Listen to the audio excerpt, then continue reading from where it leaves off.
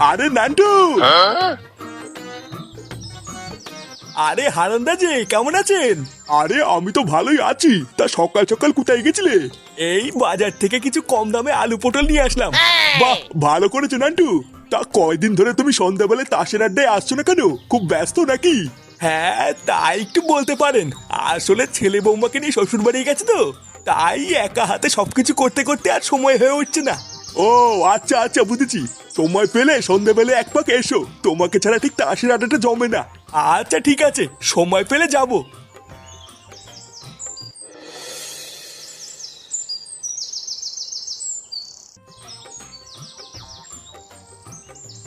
গিন্নি, আরে কই গো গিন্নি? এই তো। উফ, লেওরা কি গরমে, এখনো শীত ছুরি হতে পারলো না আর গরমও পড়ে গেল। এই নাও বাজার করে এনেছি, তাড়াতাড়ি রান্নাটা শুরু করো তো, জোর খিদে পেয়েছে। হ্যাঁ এই তো, ভাত হয়েই গেছে, শুধু তরকারিটা করেই তোমাকে খেতে দিয়ে দেবো। তা কি বাজার করে আনলে গো? আর বলো না, বাজারে খাওয়ার মতন তেমন কিছুই নেই। যাতেই হাত দিচ্ছি সেটাই সেটা ভাঙা দাম। তারপর শেষে গিয়ে কম দামে কিছু আলু পটল আর লাউ পেয়েছিলাম, সেটাই নিয়ে এসেছি। এই, তুমি সেই সকালবেলায় বেরিয়ে এখন বাড়ি এসছো কম দামের কিছু আলু আর পটল নিয়ে? হ্যাঁ, এই মানে গিন্নি, বাজারে এর থেকে কম দামে আর কিছু ছিল না গো। তোমার ওই কম দামের আলু আর পটল নিয়ে কি তোমার বাপের শ্রাদ্ধ দেবো নাকি? শালা, সেই কবের থেকে একটু মাছ খাই না, একটু মাছটা জানবে কিনা তা না, এনেছে আলু আর পটল। একটা দিনে একটু ভালো মন্দ খাওয়ানোর ক্ষমতা নেই, বালের ভাতা রয়েছে উনি। বালের পচা আলু পটল কিনে নিয়ে এসছে। নে রে, আজকে মনে হচ্ছে আর কপালে ভাত জুটবে না রে। না, ফুটোকে একবার ফোন করে দেখি কবে বাড়িতে আসবে। এইভাবে তার বাড়িতে একা একা থাকা যাচ্ছে না।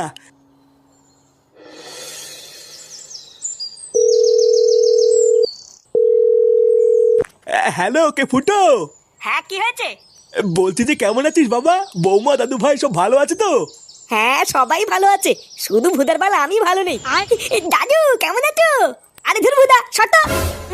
তুই না একটু দাদুর সাথে কথা বলবো, আর মনে সেটা দলে যাচ্ছে। কি বললি চুদির ভাই, দেখবি? হ্যাঁ বলো, ফোন করেছে কেন? ইয়ে মানে বলছি যে বাবা, তোরা বাড়ি কবে আসবি? এই কালকে সকালে যাব। কেন, কিছু হয়েছে নাকি? ইয়ে মানে কি আর বলবো, দুঃখের কথা।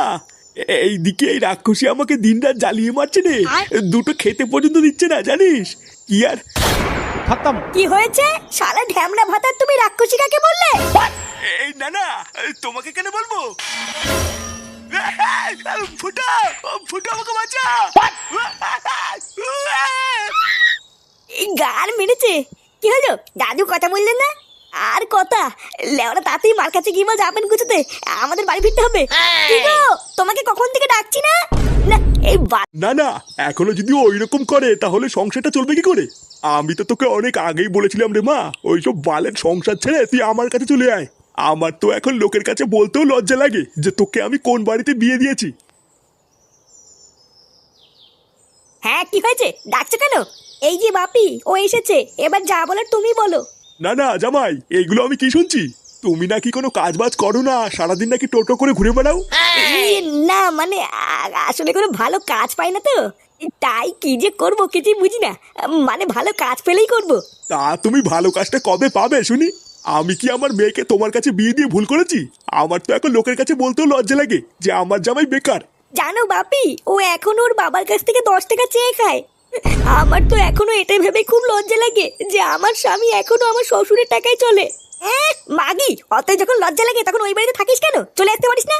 ভোদার বাল, তুই তোর বাপের বাড়িতে আমাকে ডেকে এনে তোর বাপের কানে ফুসমন্ত দিচ্ছিস? হ্যাঁ, এ কি জামাই, তোমার তো সাহস কম না? তুমি আমার সামনে আমার মেয়েকে গালি দিচ্ছ? কোনো চাল নেই চুলো নেই, তোমার এত বড় আসপর্দা হয় কি করে?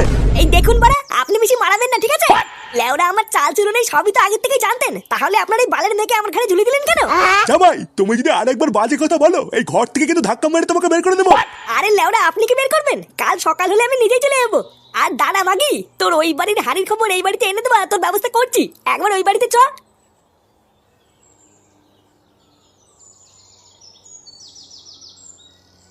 মা, ও মা, এ কি রে বাবা, তোরা চলে এসেছিস?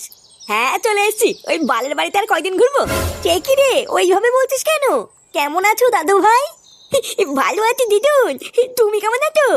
আমিও ভালো আছি দাদু ভাই। একই বৌমা, তুমি চুপচাপ মনমরা হয়ে দাঁড়িয়ে আছো কেন? কিছু হয়েছে নাকি? আরে ধর, ছাড়ো তো ওইসব বালছেলে কথা। দিদুন, দাদু কোথায়? তোমার দাদু দেখো ঘরে শুয়ে আছে। আচ্ছা ঠিক আছে, আমি দাদুর সাথে কি দেখা করে আসছি।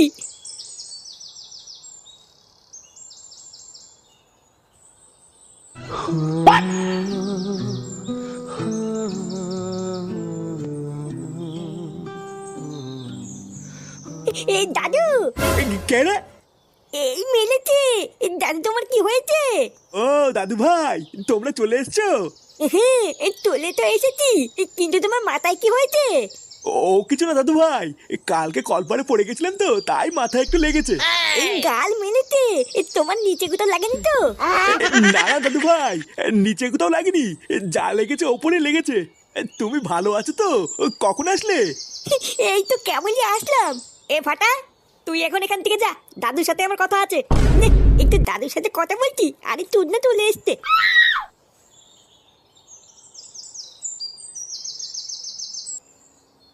এ কি বাবা, মাথায় কি করে লাগলো তোমার?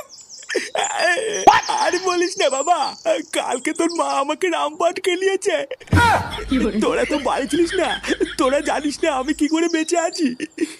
মা তোমাকে এইভাবে ধরে কেলালো আর তুমি কিছু বললে না? আমি আর কি বলবো, আমি কি তোর মার সাথে পারি? দেখিস না গিলে গিলে শরীরটা কি বানিয়েছে। তোর সাথে অনেক কথা আছে রে বাবা, আজকে সন্ধ্যেবেলা একটু বাড়ি থাকিস, ঠিক আছে? আচ্ছা ঠিক আছে।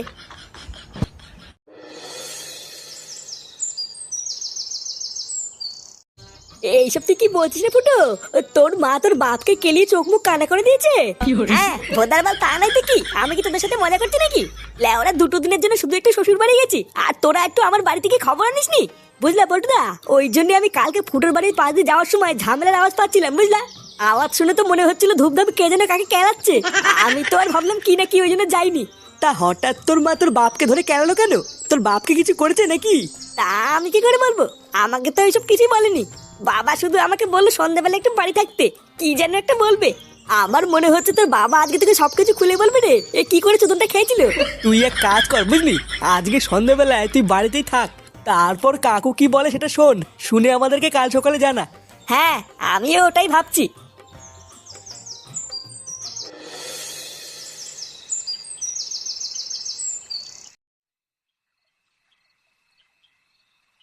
বাবা, ও বাবা, কি হলো?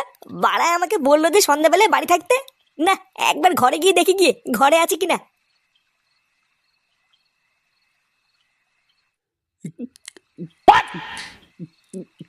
এ কি বাবা, তুমি মদ খাচ্ছ? কেডা? ও ফুটো, আয় আয় এদিকে আয়। তুমি ঘরের ভিতরে মদ খাচ্ছ কেন? লেওরা মা দেখলে কিন্তু সেটা ভাঙবে। আরে ধুর বাড়া, তোর মাকে কি আমি ভয় পাই নাকি?